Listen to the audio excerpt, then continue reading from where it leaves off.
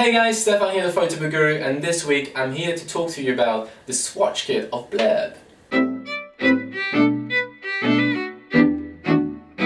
So I've already done two reviews on Blurb. One was the lay flat and the other one was the standard hardcover books. And I showed you the papers that I chose for those books. However, Blurb is offering 6 different kinds of photo papers for their photo books, and they also have different papers for trade books and magazines.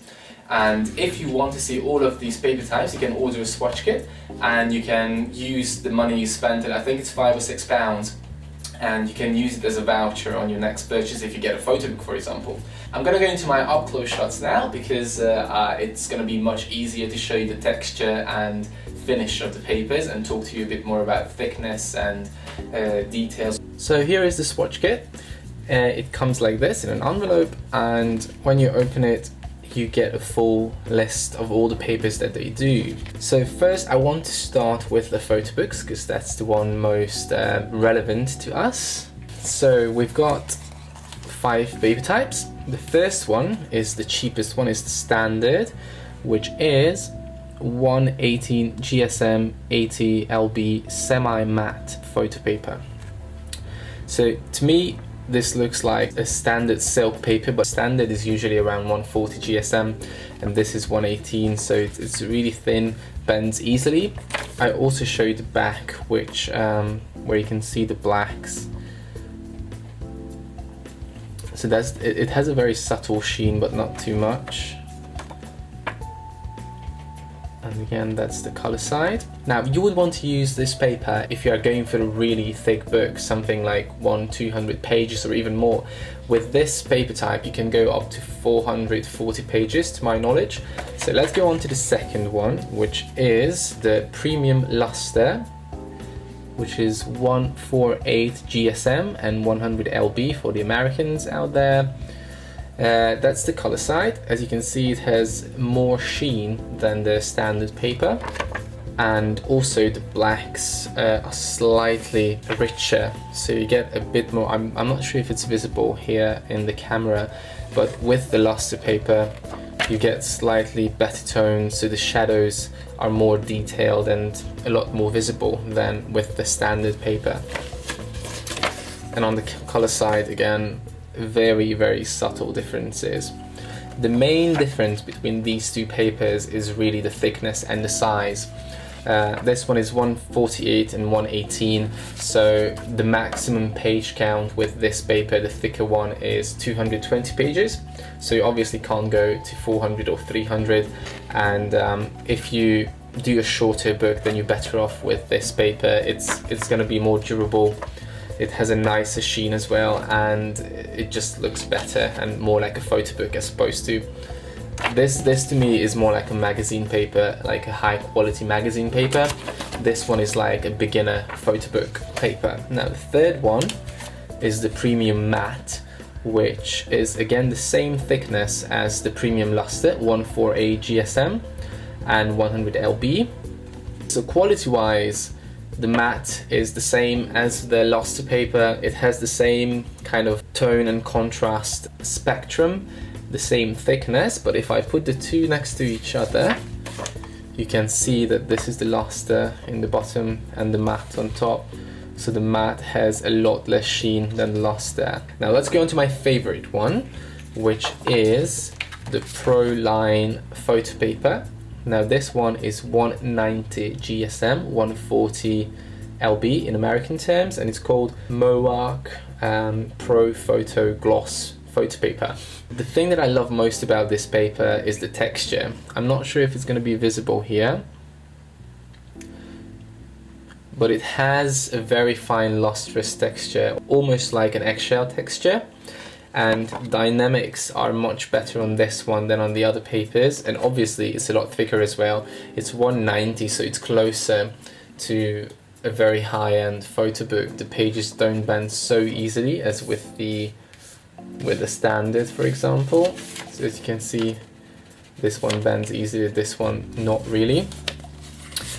And the sheen is a lot nicer as well. If you compare the blacks, this one in the left is the Pro Line and this one is the standard. You can see that the highlights and shadows retain a lot more detail, and it's not so overblown as on the standard. Now the last paper that they have is the Proline Uncoated, which is 148 GSM, 100 LB, and it's also a Moarch superfine uncoated photo paper. Uncoated photo papers are always a little bit controversial because they are never going to be so sharp and photo-like as what we are used to from the glossy prints, but I think it creates more of an artistic look. And if you are going for the artistic look, then go for this paper. It's really nice. As you can see, it hardly has any shine, and also you can see the texture of the paper on the blacks too, especially in the shadows.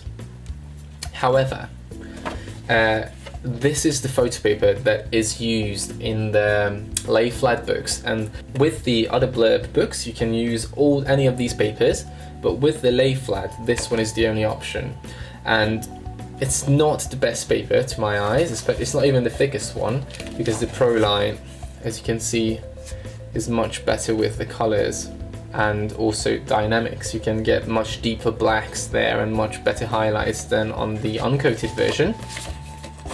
You can also see it here.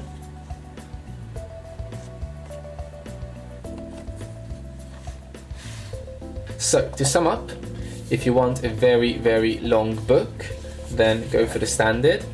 It's not going to be very heavy. It still has nice colors, but it's quite thin, so you have to be careful when you page it, not to rip it.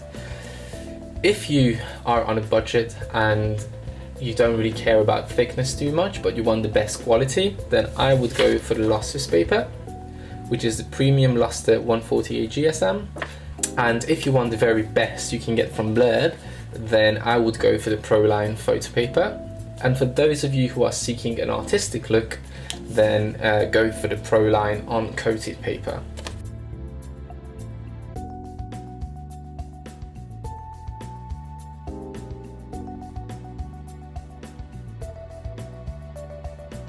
Now, very quickly, let me show you the trade book papers. So the cheapest one is the Economy Black and White, which, as you can see, has a very creamish tint to it.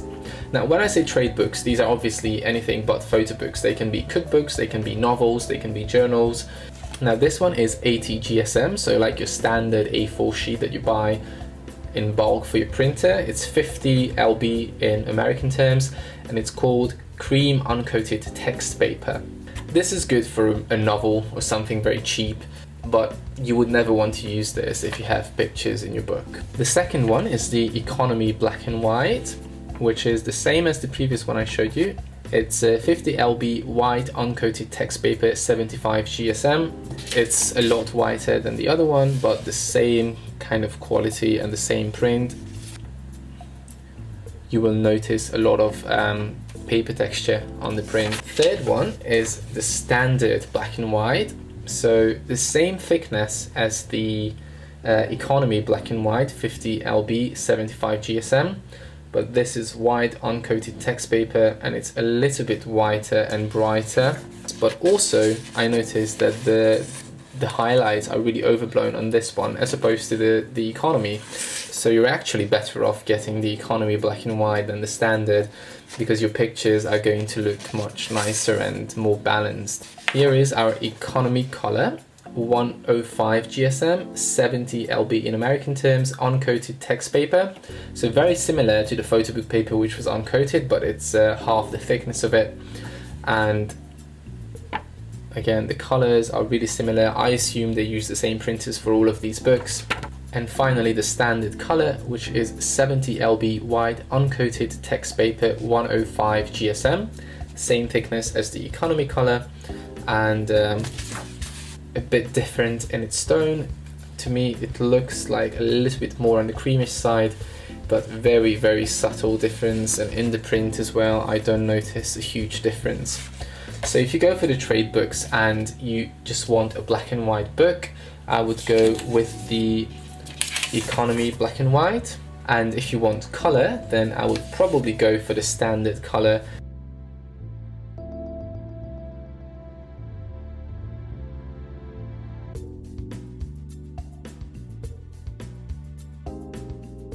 And finally, let's move on to the magazine papers. Now the magazines, as you know, are quite thin and they only come in one size. You've got two options for the paper. One is the economy magazine, which is 60 lb 89 GSM gloss paper. It has a subtle sheen. It's very similar to the standard photo book paper, but it's a bit thinner. And again, that's the black and white on the back. It's really thin, so it's like your standard magazine paper. Now if you go for the premium magazine, it's going to be 80 lb matte paper, 118 GSM, so a lot thicker than the other one. I would use this for something that's not just for one read. So if you want to keep a magazine and go through it many times, or archives, things like that, then this is a much better option. This one is going to rip very easily, and the economy is a lot glossier than the premium, so the premium is going to have less shine and the colors look so much more vibrant. So have a look at the economy, and there's the premium. Okay, so I hope it was helpful to you to show these papers, and it gave you a better idea now what they are and how they compare to each other. I'm not entirely sure if I would choose the uncoated for any photo book, just because it makes the pictures look so matte, and it's not the same matte that you get from photography papers. So it's up to your taste, but again, the colors will look nicest on the Luster and the Proline paper. Unfortunately, the lay flat books are using just the uncoated paper at the moment. I really hope they're going to change that, and they will give you an option of the Proline and the uncoated as well, because not everybody likes a matte paper, especially for photographs. If you have any questions about these paper types or the Blurb books, leave them in the comments below. Blurb regularly offers deals and discounts vouchers. They are always on my blog, thephotoboogguru.com/deals. So go there, you'll definitely see something around 25, 30, 40, sometimes even 50% off their books. So use the codes, click on the links. Follow me on Facebook if you want to see more travel pictures. Follow me on Instagram, and thank you for watching. Subscribe for more.